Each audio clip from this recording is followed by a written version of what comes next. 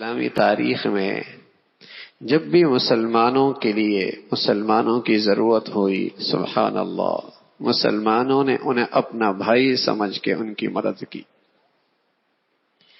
جب بھی ملت اسلامیہ مسلمان قوم خطرے میں آئی، مسلمانوں نے اپنا سب کچھ پیش کر دیا۔ تاریخ اسلام میں ایک خاتون کا تذکرہ ہے، حضرت خنسا رضی اللہ تعالیٰ عنہ۔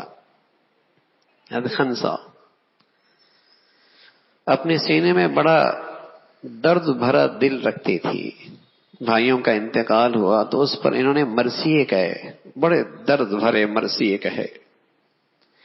لیکن جب اپنا بیٹا جوان ہوا اور بات ملت اسلامیہ کی آئی، مسلمان کی حفاظت، تحفظ، اسلام کی بات آئی، تو اپنے بیٹے سے کیا کہا؟ بیٹے اب تم جوان ہوئے ہو اور میں نے جو تمہیں پالا ہے آج کے دن کے لیے پالا ہے، آج کے دن کے لیے پالا ہے، جاؤ۔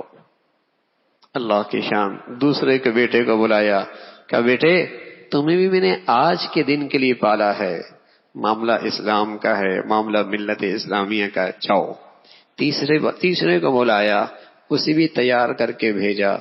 اللہ کی شان ہے، اللہ نے اس خاتون کے تینوں بیٹوں کو قبول فرما لیا۔ کیا کہتی یہ خاتون؟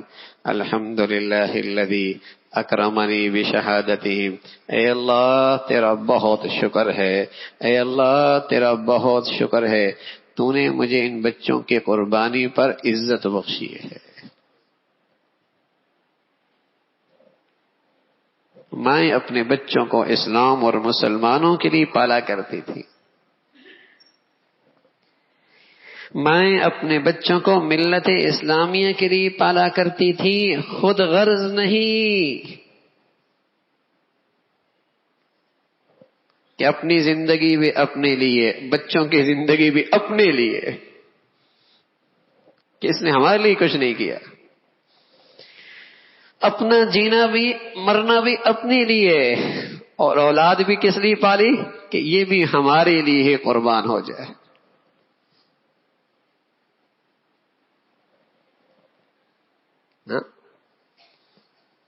کیوں پال رہے ہیں اولاد کو؟ مسلمانوں کے لیے، اسلام کے لیے، ملت اسلامیہ کے لیے۔ اسلام کا فریضہ ہے، المسلم اخو المسلم، مسلمان مسلمان کا بھائی ہے، ظلم نہیں کرتا مسلمان پر، مصیبت کی گھڑی میں، آزمائش کی گھڑی میں اسے بے یار و مددگار نہیں چھوڑتا، جو اس سے بن پاتا ہے اس کی مدد کرتا ہے، قلم سے مدد کرتا ہے، صلاحیتوں سے مدد کرتا ہے، آواز لگا کے مدد کرتا ہے، جو اس سے ہو سکتا ہے اپنے بھائی کے لیے کھڑا ہو جاتا ہے۔ یہ اس کے اسلام کا تقاضا ہے۔ اور میرے عزیزو، آج یہی اپنے نبی کا سبق ہم بھول بیٹھے ہیں، یہی سبق بھول بیٹھے ہیں۔